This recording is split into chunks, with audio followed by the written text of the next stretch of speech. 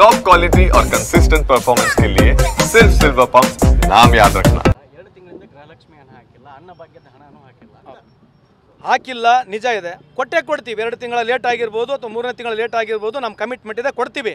ಆದರೆ 10 ಲಕ್ಷ ಕೊಡ್ತೀವಿ ಅಂತ ಹೇಳಿ 10 ವರ್ಷ ಉಡಾಫೆನಾಗ ಹೋದ್ರಲ್ಲ, ಇದ್ರ ಬಗ್ಗೆ ಏನು ಮಾತಾಡ್ತಾರೆ ಅವರು? B J P have they got any moral right to ask this? Yes, they have got fundamental right, let them ask. ಅವರು ದುಡ್ಡು ಬಂದಿಲ್ಲ, ಕೇಳಕ್ಕೆ ರೆಡಿ ಇದೆ, ತಾವು ಕೇಳ್ತಕ್ಕಂಥ ಸರಿ ಇದೆ. 11 ವರ್ಷ ಆಯಿತು, ಕಪ್ಪಣ ತಂದು ಕೊಡ್ತೀವಿ, ಹೊರದೇಶದಿಂದ ಇರ್ತಕ್ಕಂಥ ಎಲ್ಲ ಹಣ ಹಿಡ್ಕೊಂಬಂದ್ಬಿಡ್ತೀವಿ, ಅವ್ನಿಗೆ ಹಿಡ್ಕೊಂಬಂದ್ಬಿಡ್ತೀವಿ, 15 ಲಕ್ಷ ರೂಪಾಯಿ ಕೊಡ್ತೀವಿ. ಎಲ್ಲೈತ್ರಿ ಅದು?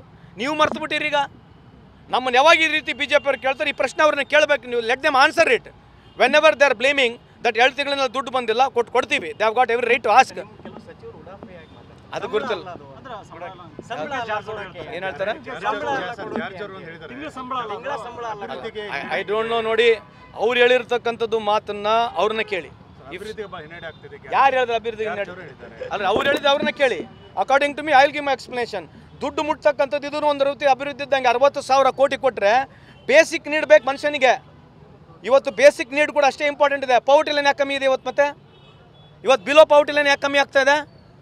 Y today below poverty line is increasing in this country? ಇದ್ರ ಬಗ್ಗೆ ಪ್ರಮುಖವಾಗಿ ಚರ್ಚೆ ಮಾಡಬೇಕಲ್ವಾ?